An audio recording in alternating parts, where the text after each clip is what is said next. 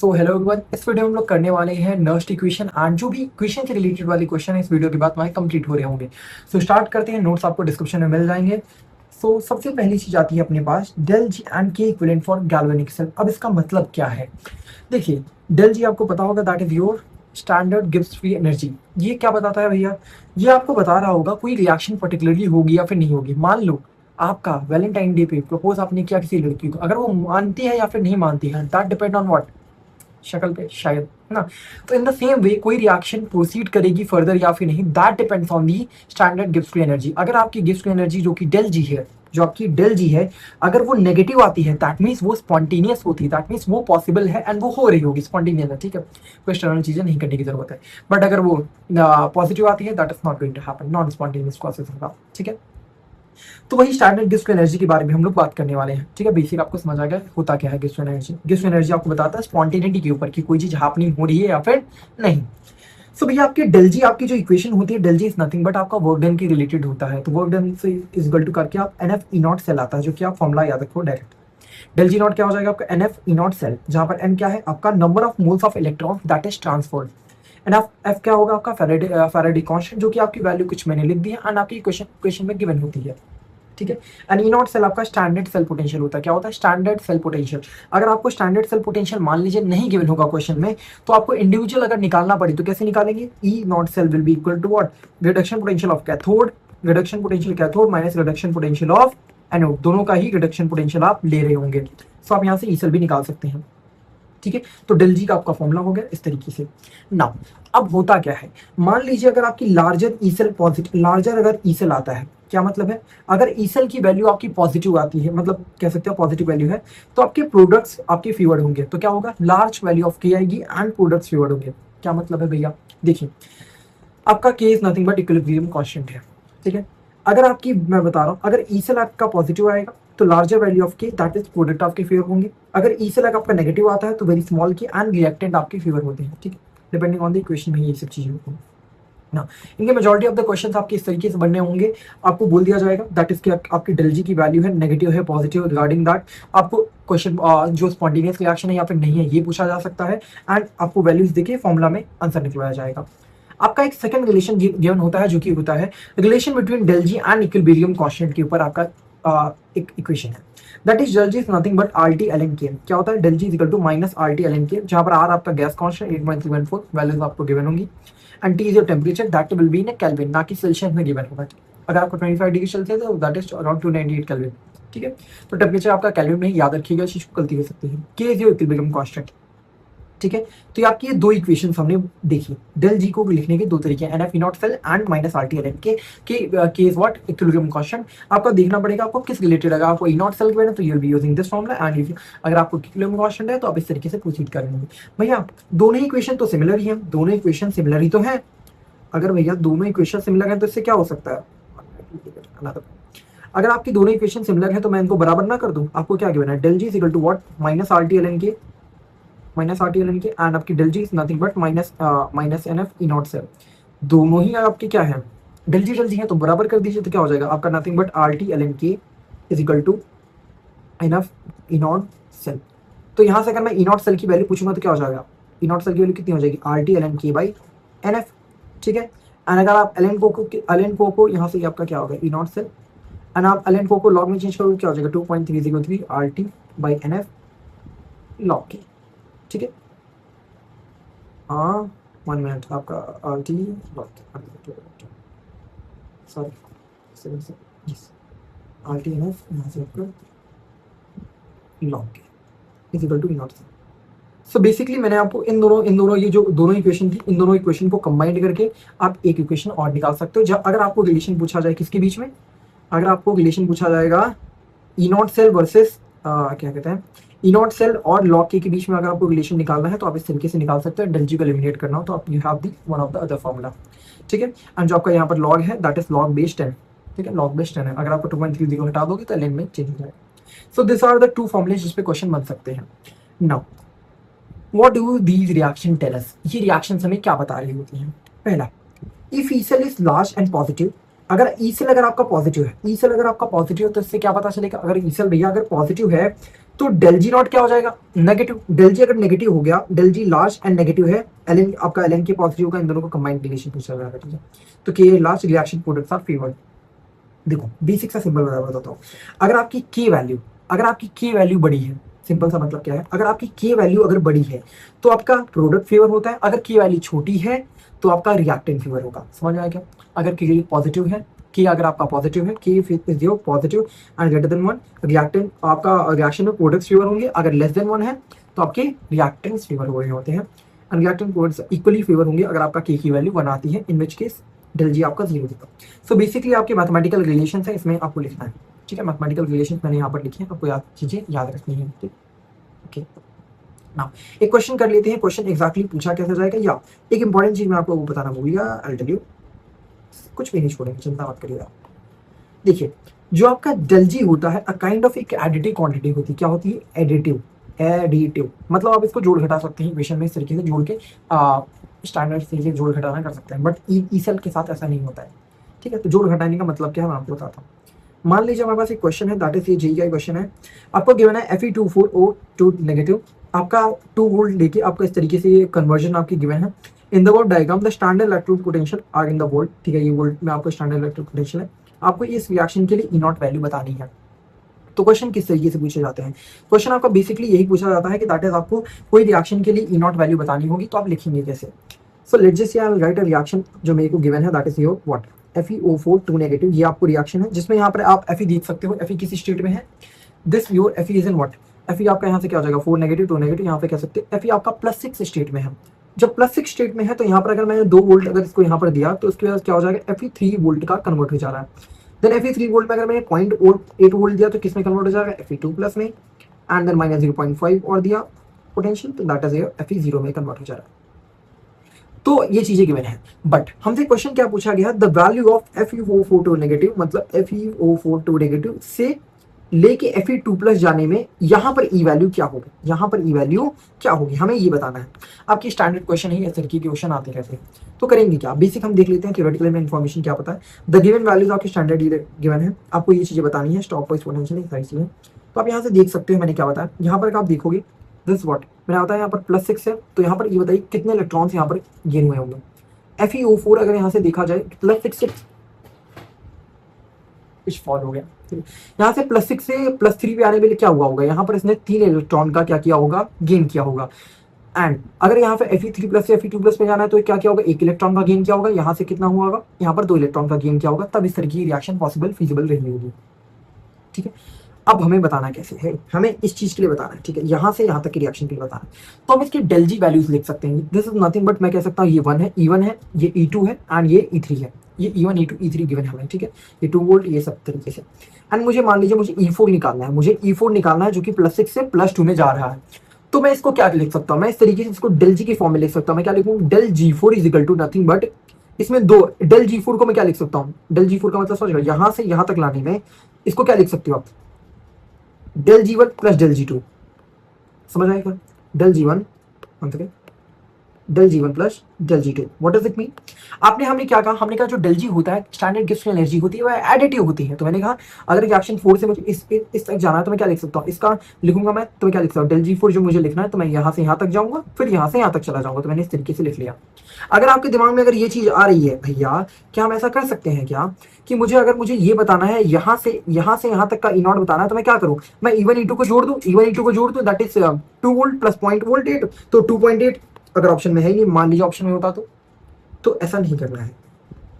जो E cell है आपका, इस सेल एडिटिव नहीं होता, नॉन एडिटिव क्वांटिटी है, तो हमें इसके डेल जी की फॉर्म में लिख के करना पड़ता है। तो हम डेल G4 क्या लिखेंगे, अब डेल G4 मैंने कहा आपको डेल जी लिखना है, स्टैंडर्ड गिब्स एनर्जी लिखना है, तो आप क्या लिख सकते हो, ई सेल के कंपैरिजन में आप क्या लिख सकते हो, -NF E0 सेल, क्या लिखोगे, -NF E0 सेल, -N क्या लिखोगे, -NF E0 cell. E cell आपका क्या हो जाएगा, E4, आप किसके लिए निकालना चाहते हो, E4 के लिए, तो E4, ठीक है। डेल G1 के लिए क्या लिखोगे, -NF E1 प्लस उसके बाद क्या लिखोगे, -NF और E2, ठीक है। मैं यहाँ से F कैंसिल कर सकता हूँ, फैराडे कांस्टेंट तीनों में, तो काट कर दिया, -N।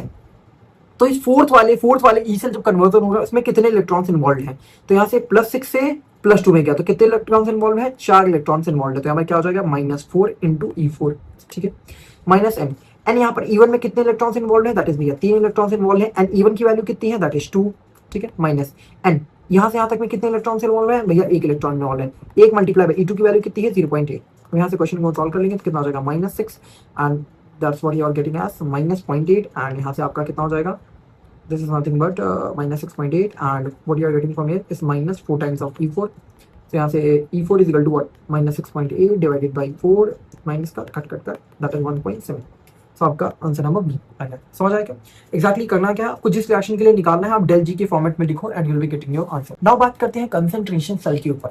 अभी कंसंट्रेशन सेल क्या होता है, अभी तक हमने जब नर्स इक्वेशन या फिर हमने गैल्वेनिक सेल पढ़ा था तो वहां पर क्या होता था, डिफरेंट आपके पास यहाँ पर जैसे कॉपर सल्फेट था, यहाँ पर जिंक सल्फेट था, दो डिफरेंट यहाँ पर आपके सॉल्यूशन थे जिसकी वजह से यहाँ पर कंसंट्रेशन में डिफरेंस आने की वजह से यहाँ पोटेंशियल जनरेट होता था, वो सारी चीजें थी। बट व्हाट इफ एक ऐसा हम सॉल्यूशन यूज करते हैं जहां पर जिसकी कंसंट्रेशन हम डिफरेंट लेते हैं। मान लीजिए यहाँ पर हमने सिल्वर नाइट्रेट लिया जो कि 1 मोलर का है एंड हमने लेफ्ट साइड में जो कैथोड वाला था हमने वहां पर क्या लिया 0.01 मोलर का लिया। तो आप यहाँ पर देख सकते हैं जो सॉल्यूशन है silver nitrate that is the same in both the conditions, but concentration उनकी डिफरेंट है एंड ये डिफरेंट कंसंट्रेशन होने की वजह से यहाँ पर क्या होगा, सेल पोटेंशियल जनरेट होगा एंड इसी को हम कहते हैं कंसंट्रेशन सेल। तो कंसंट्रेशन सेल आपका क्या होता है, a cell in which EMF is produced due to the difference in the concentration और the activity of the same electrode और सेम आयन या फिर सेम इलेक्ट्रोलाइट की वजह से आपका पोटेंशियल जनरेट होता है, उसे क्या कहते हैं, कंसंट्रेशन सेल। समझ आया क्या, सेम आपका था एंड बस कंसंट्रेशन डिफरेंशिएशन होता है। नाउ अब इसके फॉर्मूले की बात करते हो तो एक्जैक्टली क्या हो जाएगा, E is equal to what, E is equal to nothing but E not cell is equal to, हमने क्या पढ़ा 0.0591 by n is equal to log of C1 by C2 ऐसे करके होता था, ठीक है। सॉरी C1 बाई C2 क्या बता रहा है, C1 बाई C2 डायरेक्टली यहाँ पर क्या होता है प्रोडक्ट बाई रिएक्टेंट। तो प्रोडक्ट हमारे पास क्या लिख सकते हो यहाँ से, product is nothing but C2 by product side में क्या लिख सकते हो C2 बाई C1। नाउ अब इस तरीके से हम यहाँ पर देख सकते हैं जब कंसंट्रेशन सेल की बात कर रहे हो तो आपका E नॉट सेल क्या होता है 0 होता है। तो यहाँ से आप E की वैल्यू कितनी निकाल सकते हो, -0.0591 by n of log of C2 by C1 and let's say अगर आप C1 बाई C2 को इंटरचेंज कर देते हो दैट मींस अगर आप यहाँ C1 यहाँ C2 कर दोगे तो साइन क्या हो जाएगा, positive. So this is what you exactly get in the last. अगर आपको कंसंट्रेशन सेल का अगर ईएमएफ निकालना हो तो आप कैसे निकालोगे, 0.0591 बाई n जो कि नंबर ऑफ इलेक्ट्रॉन जितने एक्सचेंज हुए हैं by log of C1 by C2 where C1 is the greater value, C1 is the greater value, ठीक है। कंसंट्रेशन C1 में करके आपके डिफरेंट रिलेशंस गिवन होंगे। Concentration of the electrolyte of the cell having a higher concentration and C2 आपका lower concentration है, ठीक है, क्योंकि हम इसको पॉजिटिव रखना चाहते हैं। समझ पाए बात को, C1 क्या हो जाएगा, C1 हायर कंसंट्रेशन है एंड C2 आपका लोअर कंसंट्रेशन है, ठीक है। नाउ एंड आपके इसी पे वैल्यू गिवन है। अगर मान लीजिए लेट्स से एक सेकंड फाइनली लेक्चर देख रहा हूँ, गुड, आई होप अभी तक देख रहे हो, कुछ नहीं समझ आ रहा है बताना, ठीक है। चलो मैं क्या कह रहा था कि देखो अगर C1 वैल्यू अगर ग्रेटर है C2 से, C1 अगर ग्रेटर है C2 से तो व्हाट डज इट मीन कि भैया अगर C1 ग्रेटर है C2 से दैट मींस ये पॉजिटिव क्वांटिटी होगी, तो E सेल भी आपका क्या होगा, पॉजिटिव। समझ आए, अगर आपका C1 C2 बराबर हो गया, C1 C2 अगर बराबर होगा तो वैल्यू क्या हो जाएगी, खत्म, E सेल 0। अगर E cell increases with increasing temperature तो वही कंडीशनिंग है, आपको बस बनना है, ठीक है। नाउ इंपॉर्टेंस एंड एप्लीकेशन मैंने लिख दिया, अब इस चीज देख सकते हो एंड जो क्वेश्चन वाला पार्ट है मैं अटैच कर दे रहा हूँ। आई होप समझ आए, बाय बाय। तो एग्जाम में होगा क्या, तो यहाँ पर एक रिएक्शन इस तरह होगा दैट इज, अभी तुम्हें मान लो गिवन है कि यहाँ पर Mg सॉलिड है, ये सारी चीजें कन्वर्जन होगा इस तरीके से तुम्हारे पास दे देगा एंड तुम्हें रिडक्शन पोटेंशियल ऑक्सीडेशन पोटेंशियल करके कुछ देगा। नाउ अब तुमसे ईएमएफ ऑफ सेल निकलवाएगा। अब करना क्या है, पहला काम क्वेश्चन को देखेंगे एंड बिल्कुल काम होते हुए हम क्या निकालेंगे, पहले देखेंगे ऑक्सीडेशन या रिडक्शन कहाँ हो रहा है, ऑक्सीडेशन रिडक्शन चेक करो पहले। तो यहाँ पर देख सकते हो Mg सॉलिड यहाँ पर किसके कन्वर्ट होगा, Mg2 प्लस में, तो यहाँ पर क्या हो रहा है, ऑक्सीडेशन हो रहा है। Ag प्लस Ag में कन्वर्ट होगा दैट इज रिडक्शन हो रहा है, मतलब इलेक्ट्रॉन रिमूव हुआ है तभी तो प्लस है ऑक्सीडेशन, यहाँ पर रिडक्शन हो रहा है इलेक्ट्रॉन को गेन करके, ठीक है। तो ऑक्सीडेशन कहाँ पर हो रहा होगा, एनोड पे, उसको सिंगल सिंगल लिखो। एनोड पे क्या हो रहा है, oxidation that is Mg is converted into Mg2 plus, 2 electron release हो गए। कैथोड पे क्या हो रहा है, रिडक्शन हो गया, Ag प्लस 1 इलेक्ट्रॉन लेके ये बना रहा है। पहला काम कर लिया आपने, बस। सेकंड काम क्या करना है, आपको इसको बैलेंस करना है। इसको बैलेंस करने का मतलब है आपको इलेक्ट्रॉन्स बैलेंस करने हैं, दैट मींस यहाँ पर बैलेंसिंग करो। देखो क्या करो, यहाँ पर देखो Mg2 प्लस, यहाँ पर 2 इलेक्ट्रॉन है, यहाँ पर 1 ही इलेक्ट्रॉन है, तो क्या करेंगे, यहाँ पर 2 इलेक्ट्रॉन होना चाहिए, ठीक है, क्योंकि आपको इलेक्ट्रॉन बिल्कुल 0 करना है, मतलब दोनों साइड कट जाए। तो आप क्या करोगे, इस साइड को 2 से मल्टीप्लाई कर दो, क्या हो जाएगा 2Ag, यहाँ 2 इलेक्ट्रॉन, यहाँ 2Ag, तो काइंड ऑफ यहाँ पर क्या हो जाएगा, अब ये दोनों रिएक्शन को आप ऐड कर दो, तो क्या करोगे, यहाँ से ऐड करोगे तो 2 इलेक्ट्रॉन कैंसिल हो जाएगा। यही सेम काम आपको करना है। क्या करेंगे, सबसे पहले आपको रिएक्शन को बैलेंस करनी है एंड उसके बाद क्या करोगे, इलेक्ट्रॉन्स कटने चाहिए उस तरीके से करना बैलेंसिंग। नाउ अब ये जो इलेक्ट्रॉन कटे होंगे दैट इज ये जो इलेक्ट्रॉन बचा इसी कहते हैं एन। एन क्या कहते हैं, जो कि नेट तुम्हारा नेट इलेक्ट्रॉन एक्सचेंज कितना हुआ यही है नेट इलेक्ट्रॉन एक्सचेंज। तो इस रिएक्शन में जो ये इक्वेशन है इसमें एन क्या होता है, दैट इज एन यहाँ से निकालोगे जो कि कट रहा होगा वही एन होता है। ठीक है, इंपॉर्टेंट है, गलती करोगे इसलिए इसी प्रोसीजर से करो। एक बार क्वेश्चन 2-3 कर लोगे आराम से आ जाएगा। ठीक है, यहाँ से दो तुम्हारा एन की वैल्यू 2 आ गई। अब ये इक्वेशन को बैलेंस करो तो क्या हो जाएगा 2Ag plus and Mg solid and तुम्हारा Mg2 plus and then Ag। ठीक है, ये वाला बस इस तरीके से तुमने लिख लिया। ठीक है, पहला काम हो गया आपका। ठीक है, पहला काम आपने कर लिया इसका। ठीक, अब देखो पहला काम होने के बाद सेकंड काम आपको करना है ई नॉट सेल बताना है। ई नॉट सेल तो पर्टिकुलरली ये रिएक्शन में E equal to E not cell 0.06। अब ये ई नॉट सेल निकालना है, एन तो आपने निकाली, अब ई नॉट सेल कैसे निकालते हैं। तो ई नॉट सेल होता है आपका reduction potential of cathode minus reduction potential of anode. Reduction potential of cathode minus reduction anode. अब ये है क्या एक्जैक्टली पहले एक इंपॉर्टेंट चीज है जहां तुम गलती करते हैं जी कराता है, दैट इज यहाँ पर रिडक्शन पोटेंशियल है। यहाँ पर क्या है रिडक्शन पोटेंशियल, इसका मतलब बताता हूँ कैथोड एनोड। तो देखो यहाँ पर तुम्हारे पास दो इक्वेशन इस तरह दी जाती हैं, तो क्या करेंगे यहाँ पर क्या हो रहा है Mg2 प्लस Mg में कन्वर्ट होगा। तो यहाँ पर क्या हो रहा है, यहाँ पर 2 इलेक्ट्रॉन गेन करके Mg में convert, that is reduction potential. यहाँ पर क्या है 2 इलेक्ट्रॉन को यहाँ पर ये Mg2 प्लस से इसमें कन्वर्ट हुआ Mg में, तो यहाँ पर रिडक्शन पोटेंशियल है वो कितना आ रहा है -2.37 और यहाँ पर क्या Ag प्लस Ag में कन्वर्ट होगा 0.08। तो ये आपका रिडक्शन पोटेंशियल गिवन है। मान लो इसी की जगह यहाँ पर ये होता है, यहाँ पर Mg होता है, यहाँ पर Mg2 प्लस होता, तो यहाँ पर क्या ऑक्सीडेशन पोटेंशियल गिवन है, ये ऑक्सीडेशन पोटेंशियल गिवन है। तो तुम क्या करते उस केस में तुम यहाँ पर एक और नेगेटिव साइन लगा देते। अगर ऑक्सीडेशन पोटेंशियल लिखा होगा तो उसको रिडक्शन पोटेंशियल में चेंज करने के लिए क्या करते हैं एक नेगेटिव साइन लगाते हैं। बट यहाँ पर देख सकते हो 2 प्लस से इसमें कन्वर्ट होगा, दैट मींस यहाँ रिडक्शन हुआ है, तो यहाँ पर रिडक्शन पोटेंशियल गिवन है। ठीक है, तो काम ये करना है reduction potential of cathode minus reduction potential of anode. तो भैया ये बताओ कैथोड का रिडक्शन पोटेंशियल क्या, कैथोड पे है क्या, कैथोड पे तुम्हारा हो रहा है Ag प्लस से Ag में कन्वर्ट होगा, मतलब Ag प्लस से Ag में कन्वर्ट होगा, दैट मींस कितना है 0.08। भैया क्या थोड़ी वाली ये रिडक्शन पोटेंशियल गिवन है, तो चेंज करना है क्या साइन में नहीं करना है, minus reduction potential of anode. Reduction potential anode पे क्या हुआ, एनोड पे तुम्हारा Mg2 प्लस Mg में कन्वर्ट होता है, that means -2.37, that is minus of 2.37। ये आपने काम कर लिया। ठीक है, तो आप इसको सॉल्व करोगे तो कितना आ रहा है 3.17। पहला काम क्या करना है, पहला काम है बैलेंसिंग करनी है। सेकंड काम आपको क्या करना है, किसी तरीके से ई नॉट सेल निकालो। ई नॉट सेल निकाल लिया, पहला काम, दूसरा काम हो गया। नाउ सेकंड थर्ड चीज आती है दैट इज क्यू निकालो। ये जो तुम्हारा फॉर्मूला है that is E equal to E cell minus 0.06 में एन, और ये जो पूरी चीज इसी को बोलते हैं क्यू क्वेश्चन वाला। अब देखो रिएक्शन क्वेश्चन कैसे निकालते हैं। तो करना क्या है, रिएक्शन क्वेश्चन निकालने के लिए क्या करते हैं हम, यहाँ पर आप देख सकते हो दैट इज इधर की चीजें लिखो C/D, मतलब जो इसके जो प्रोडक्ट साइड के जो कोफिशिएंट है उसकी पावर लगा दो, दैट इज C की पावर x, D की पावर डेल एंड E की पावर x एंड B की पावर बीटा, इस तरह करके अल्फा बीटा करके तुम्हें बस क्या करना है इधर प्रोडक्ट साइड अपॉन में रिएक्टेंट एंड उसकी पावर में लगा दो जो कि उसके कोफिशिएंट्स हो। ठीक है, दैट्स इट। तो यहाँ पर जब तुमने रिएक्शन लिखी थी, यहाँ पर ये जो नेट सेल रिएक्शन इसी से उठा के लाना है। तो नेट सेल रिएक्शन तो क्या करोगे, यहाँ पर क्या लिख दोगे Mg Mg2 plus and Ag, यहाँ पर Ag2 प्लस यहाँ पर हो जाएगा। ठीक है, फिर उसके बाद क्या है एंड Ag का 2 प्लस एंड Mg। तो आपने प्रोडक्ट साइड में रिएक्टिव साइड इस तरीके से लिख लिया। नाउ अब ये क्या है, इसको कैसे कैलकुलेट करते हैं, इसको कैलकुलेट करने के लिए एक इंपॉर्टेंट चीज है दैट इज सॉलिड का 1 होता है। सॉलिड का कितना होता है, सॉलिड का 1, मतलब जहां पर तुम्हें सॉलिड दिखेगा उसका 1 ले लेना। तो सॉलिड इसमें क्या क्या है, यहाँ पर तुम्हारा Ag सॉलिड है तो ये वाला सॉलिड है, मतलब इसकी वैल्यू 1 हो जाएगी। एंड तुम्हारे पास क्या है ये Mg सॉलिड, तो इसकी वैल्यू भी 1 हो जाएगी। ठीक है, नाउ अब Mg2 plus and Ag2 plus इसकी कंसंट्रेशन तुम्हें लिखनी पड़ेगी। ये क्या, अब तुम्हें कंसंट्रेशन लिखनी है। अब ये जो चीजें लिखी है इसी की कंसंट्रेशन, तो ये जो रिएक्शन इस तरह यहाँ पर लिखी जाती है वहीं पर तुम्हें कंसंट्रेशन भी गिवन होती है, तो इनकी कंसंट्रेशन लिख दो। दैट इज यहाँ पर क्या है Mg2 प्लस की कंसंट्रेशन कितनी है 0.13 एंड Ag प्लस की कंसंट्रेशन कितनी है 0.0001 10⁻⁴। अब इसको सॉल्व कर लो कितना है 13 × 10⁻⁶। समझ गए। पहला काम क्या करना है, पहला काम आपको जल्दी से क्या करना है, कोई ये रिएक्शन को देखते हुए आप लिखो एनोड का ऑक्सीडेशन पोटेंशियल, कैथोड का रिडक्शन, ये एनोड और कैथोड की चीजें लिख लो। एनोड कैथोड का लिखने के बाद आप उसको क्या करो नेट सेल रिएक्शन लिखो, यहां से एन निकालो। सेकंड काम ई नॉट सेल निकालो। थर्ड काम आपको रिएक्शन क्वेश्चन निकालना है इस तरीके से करके। फिर उसको क्या करना है फॉर्मूले में वैल्यू को सब्स्टिट्यूट कर दो, दैट इज क्या हो जाएगा फॉर्मूले में, that is 3.17 minus 0.0591 divided by n. N कितना तुम्हारा ये जो नेट इलेक्ट्रॉन्स का जो एक्सचेंज हुआ था, एन यहाँ पर आ गया, और ये लॉग के अंदर क्या रख दोगे जो कि आपने यहाँ से क्यू निकाला है। बस आप यहाँ पर सॉल्व करो, आंसर आपका आ गया। आई होप समझ गए होगे। तो यही काम आपको करना है। तो यहाँ पर 0.06 या फिर 0.591 भी दे सकता है, जो आपको दिवन होगा वो क्वेश्चन में देख लेना। ठीक है, इस तरीके से देते हैं हम लोग। वरना इसके टर्म में क्या होता है एग्जैक्टली जानते हो, यहाँ पर RT बाई ये जो 0.06 है ना, इसको इस तरीके से भी लिखते हैं, that is E equal to E not cell minus RT log इस तरह करके। ठीक है, इस तरीके वो लोग दे देते हैं। तो यहाँ पर जब टेम्परेचर ये 25 डिग्री सेल्सियस पे ये टेम्परेचर होता है, जब होता है तब ये रिएक्शन होती है, वरना आपको वहाँ पर वो बताएंगे किस पे हो रही है। ठीक है, तो ये आपको इस तरीके से निकालना है। गलती कहाँ कर सकते हो आप, गलती यहाँ पर एन नेट से रिएक्शन में करते हो, इसमें अच्छे से करना। ठीक ना, नेक्स्ट आते कुछ क्वेश्चन है जो कि डिफरेंट टाइप के हैं। देखो इसी में क्या है, consider the following half cell reaction given है। ये पर्टिकुलरली तुम्हारे पास एक रिएक्शन है, reaction was conducted with this ये कुछ गिवन है एंड पीएच वैल्यू आपको बतानी है। तो ये जो रिएक्शन है इसमें आपको मैं बताना 2-3 वेरिएशन है इसका, दैट इज एक एप्लीकेशन आता है पीएच निकालने का। तो पीएच कैसे निकालते हैं, तो पर्टिकुलरली अब रिएक्शन देखो, तो यहाँ रिएक्शन में क्या है, ये रिएक्शन है, ठीक है, बस आप सिंपल से रिएक्शन लिख लो।